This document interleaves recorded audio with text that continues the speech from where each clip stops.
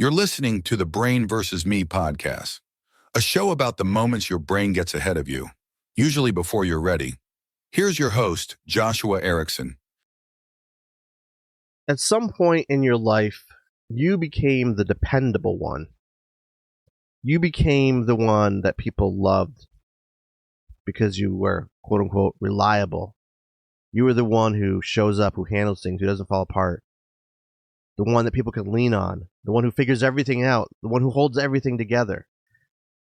What they don't see is what it costs you to stay that way. And they don't ask you what it does to you. Being reliable isn't a personality trait, it's a role. And that role always comes with a price. Welcome back to Brain versus Me. I am your host, Joshua Ericson. And today we're going to be talking about the cost of being the reliable one. Now, to be clear, most likely you didn't choose this role. It found you. People see you as strong. They come to you for support because you handle things. You don't complain. You keep moving. But eventually, that strength becomes an expectation. And at first, most likely earlier in your life, you didn't mind it. You liked that people relied on you. You liked people seeing you as strong. You liked that people came to you for support to help them. You liked the fact that they saw these other traits in you, these qualities in you, and admired them. It felt good. You felt useful. You felt helpful. So you kept doing it. And kept doing it. And kept doing it. But eventually, it became exhausting. Eventually, you wanted to complain. But now, you don't feel like you can complain. You don't feel like you can or want to handle things. You don't feel like you can or want to keep moving. That strength that became an expectation, now it's more like a contract, an unbreakable contract that you signed for yourself.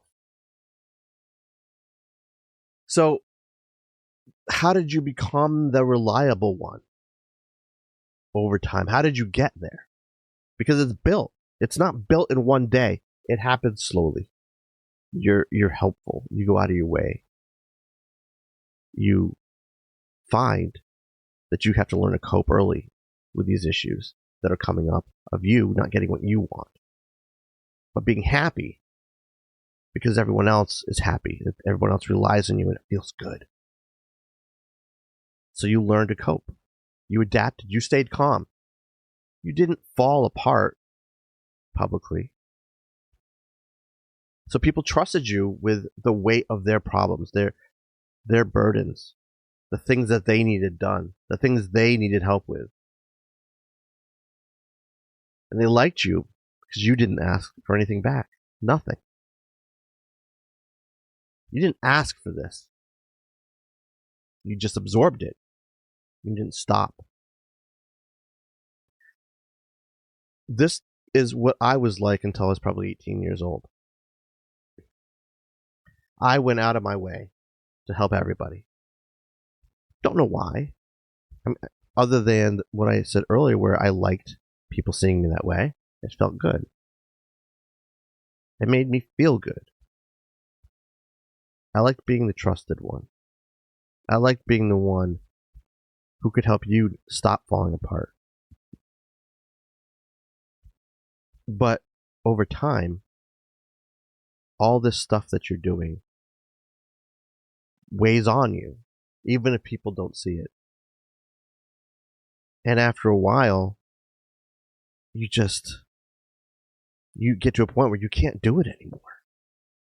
But nobody wants to hear it, because if the reliable one suddenly stops wanting to help people, what the hell is wrong with them?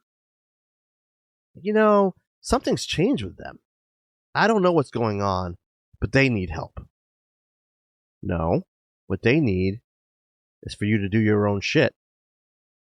What they need is for you to stop asking them to solve your problems and go to a fucking therapist yourself. They need you to recognize that they are struggling and they need help. But some people treat the reliable one as different, as never needing help. They convince themselves that you don't ever need anything. Maybe you're just self-sufficient and you're amazingly strong in every way. So they don't ask. Or if they do, it's just the same way as you ask someone at work, how was your weekend? You don't care. They don't care to answer you. You say it was fine, or they say it was fine, and you move on. Right? That's what it's like. You need any help? Yeah, okay, I'm going. That's not a real thing. Now, what people see is what you're showing them. What you feel is not what you show them. So you're not showing them how it's affecting you. So all they see is what you want them to see. We've talked about masking a lot on this podcast because it affects so many things, and I'm going to keep talking about it because it comes up a lot. So what they see is external strength. What you feel is internal fatigue. You look composed. You sound confident. You appear stable. But internally, you're carrying everything. You're carrying their burdens, their problems, and your burden and your problems. And everyone else that you help, you're carrying that. You're trying to remember to do the things you need to do to help everyone else because you want them to feel good. You want them to have an easier time, to feel better about themselves, to be stable. So you do it all. And like I said, you keep that composure. You keep that confidence. You make yourself seem stable. You don't let them know how you really feel. Because in your mind, if you let them know how you feel, they're not going to be able to rely on you, which doesn't feel good. And also, you can't help them. And they're going to struggle, and you can't live with that. You can't live with the idea of them struggling just because you're falling apart inside. So you carry this emotional load where you're not just solving problems, you're holding all the emotions. Like I said a minute ago, you're holding all of their problems and solving their problems and yours. People vent to you. You don't vent to them. People rely on you. There's maybe no one you can rely on to provide the same thing to you that you do to others. People expect you to be calm, no matter what, to absorb their stress and never give any of that back. You think you're doing them a favor. Maybe you are. But you're doing yourself a giant disfavor. You're not unloading your stress, your issues, your anxiety. You're not talking to anyone about it. You can't keep it inside forever. I couldn't keep it inside forever. And it becomes a problem if you don't recognize that. If you don't recognize what you're holding inside, trying to be that reliable one. Because you will break. You won't be able to solve their problems. You won't be able to be relied upon. You have to be able to unload and vent as well. You are not a container. You're a person who has the same needs and wants as those other people who rely on you so heavily. So what do you do if you can't go to those same people you're helping and unload and vent to them? Well, you do everything alone. You isolate yourself where you can have a breakdown where no one is around. So people will still assume that you're fine. Nobody's going to check on you. And you don't want to burden anyone else. So you stay quiet, you carry it alone. Solitude becomes the only place where you can recharge, where you can get strength.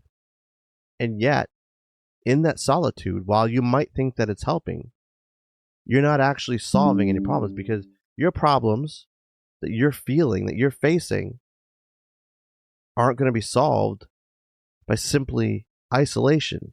You need to talk to other people. It helps. So you might think isolation is going to get you what you want, get you strength. But that strength isn't truly going to come from silence. You don't have to hold everything. You don't have to always be the calm one. You don't have to fix everything. And remember, you're allowed to need support. You're allowed to rest. You're allowed to tell someone else, I just need to talk. That is not weakness. That is balance. And if you don't find a way to balance what you feel with what other people are giving to you, one day you won't be able to be the reliable one at all. I want you to remember that being reliable doesn't mean being invincible. It just means you learned how to survive quietly. But you don't have to carry the world alone. You don't have to be everyone's anchor. You're allowed to be supported too. Thanks for listening. I'm Joshua Ericson. This has been the Brain vs. Me podcast. Remember, even the strong ones deserve space to breathe. Thanks for listening to the Brain vs. Me podcast. If you enjoyed this and want to keep up, follow or subscribe to the show. You can leave a comment, ask a question, or share the episode wherever you're listening. If you'd like to support the show or explore Joshua Ericson's books and writing, visit brainversusme.com.